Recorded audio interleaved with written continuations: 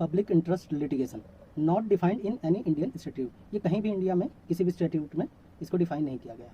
Courts have interpreted and defined PIL, court ने इसको interpret किया है और इसको डिफाइन किया है।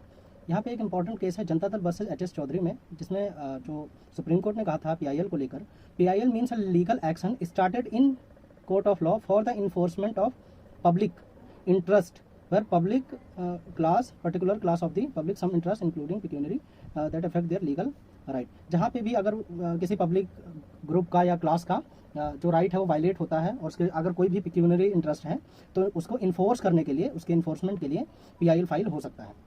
यहाँ पे क्वेश्चन है who can file a PIL, any individual or organization can file a PIL either in his or own standing, कोई भी इंसान या कोई ऑर्गेनाइजेशन PIL को फाइल कर सकता है।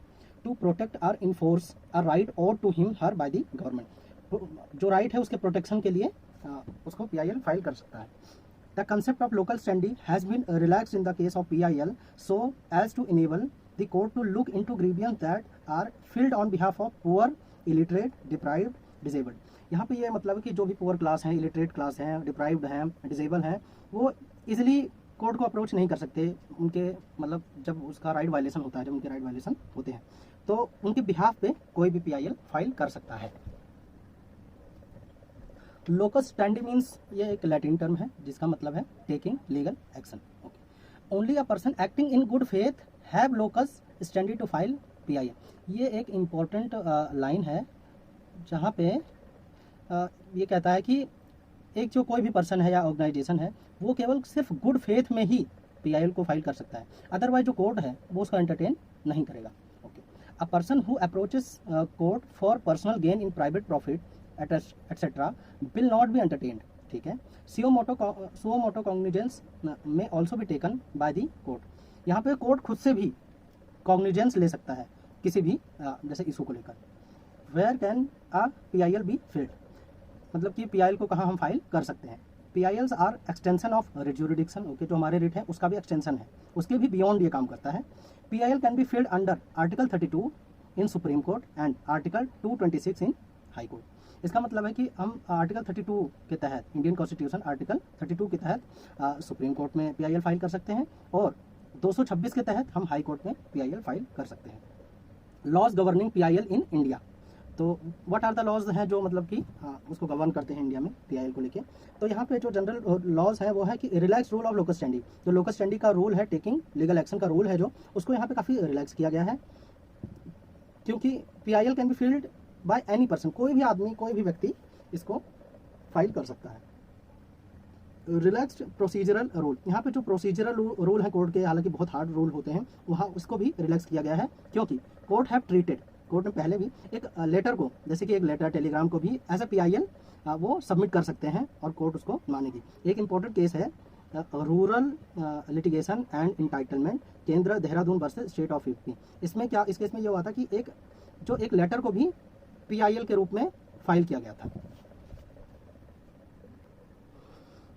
Even the law regarding pleading has been relax, जो प्लीडिंग के लॉज हैं उसको भी यहाँ पे रिलैक्स किया गया है।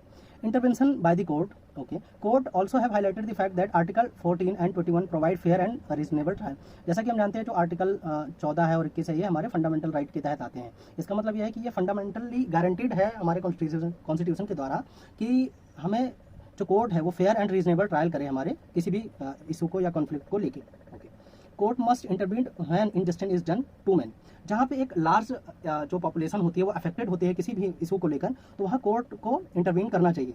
ठीक है, क्वेश्चन ऑफ मेंटेनेबिलिटी क्या है, the government may not be allowed to raise question as to the maintainability of PIL।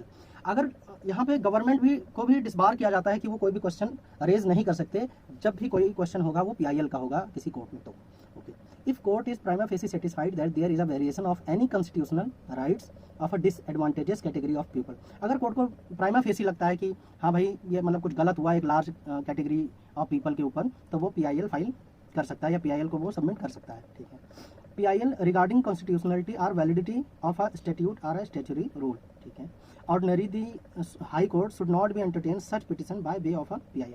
यहाँ पे ये कह रहा है कि जनरली ये होता है कि पार्लियामेंट में कोई रूल पास होता है या कोई लॉ पास होता है, तो उसकी वैलिडिटी पे अगर कोई क्वेश्चन अराइज होता है तो ऐसे मुद्दे को ऑर्डिनरी हाई कोर्ट डील नहीं करता, उसको हमेशा सुप्रीम कोर्ट में ही फाइल किया जाना चाहिए। Complete justice, discretionary power of Supreme Court. Under the Article 142, Supreme Court has the power to pass a decree order as many necessary to do complete justice.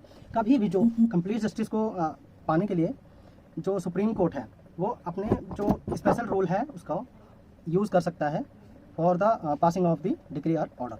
Misuse of PIL, however courts are extremely cautious to ensure that PILs are not misuse.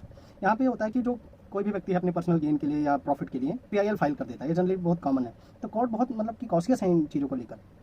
यहाँ पे एक important question है, essential of drafting PIL।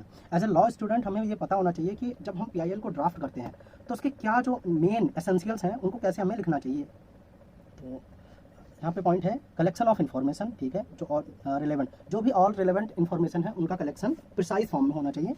Coalition of document, यहाँ पे होता है अगर कोई फोटोग्राफ है या कोई एनी मतलब कि एविडेंस है जो एज ए एविडेंस सबमिट हो सकता है फर्दर, तो उसको कोलेटेड करना चाहिए। चूज़, यहाँ पे हमें ये चूज़ करना चाहिए हम हाई कोर्ट में फाइल करें PIL या सुप्रीम कोर्ट में फाइल करें। Form of the PIL, it can be letter or post card, ये एक लेटर और पोस्ट कार्ड के फॉर्म में भी हो सकता है। In case of letter must be address to the CGI। अगर हम लेटर के तौर पर एक PIL फाइल करते हैं तो वो चीफ जस्टिस ऑफ इंडिया के नाम पे होना चाहिए इन सुप्रीम कोर्ट में, और अगर हम हाई कोर्ट में करते हैं तो chief justice of high court के नाम पे ये होना चाहिए, ठीक है।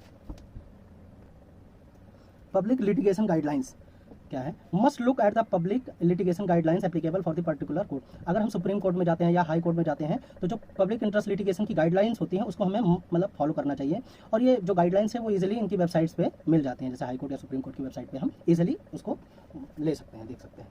डिटेल्स टू क्लियरली स्टेटेड, ये भी बहुत इंपॉर्टेंट प्रॉब्लम है कि यहाँ पे जो हमारा जो हम ड्राफ्ट करते हैं PIL को वो बहुत डिटेल्ड होना चाहिए और प्रिसाइज होना चाहिए। तो जो इसके भी एसेंशियल्स हम देख लेते हैं।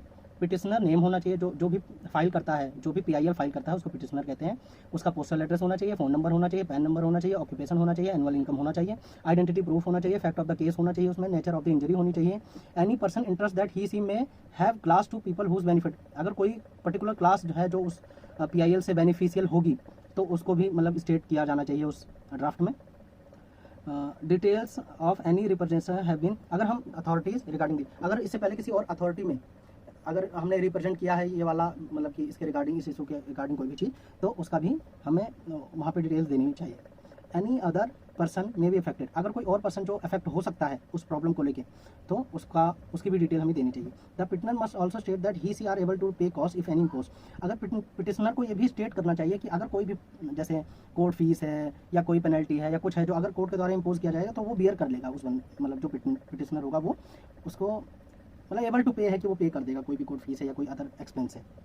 द पिटिशनर में अपॉइंट एन एडवोकेट, वो यहाँ पे ऑप्शन है वो एडवोकेट को भी अपॉइंट कर सकता है, और choose to appear in person, personally भी वो कोर्ट में अपीयर हो सकता है।